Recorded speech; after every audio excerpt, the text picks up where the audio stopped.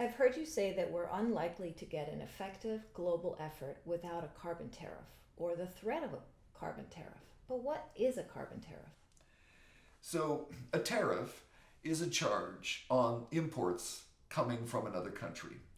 And so, a carbon tariff would be where you determine that charge based on the carbon intensity of the good that you're importing from that country. So, for example, it could be you're importing steel.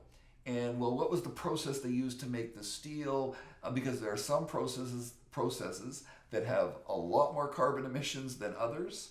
And it could be the same for aluminum, for chemicals, for cement, pulp and paper. And so, and then also, when you look at another country, you can even say, how carbon intensive is their electricity system or their transportation system?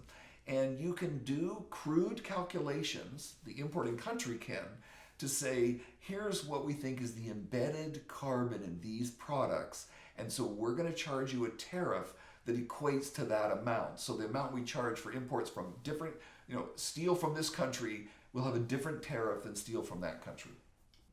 Why do you think we'll need a credible threat of carbon tariffs? There are such divergent interests on the planet today when it comes to the use of fossil fuels. Wealthier countries they have the luxury of prioritizing environmental sustainability. Poorer countries still want to use the cheap coal that they have for making electricity or steel, or the cheap, or also the oil, which is a very cheap product for the amount of energy it provides.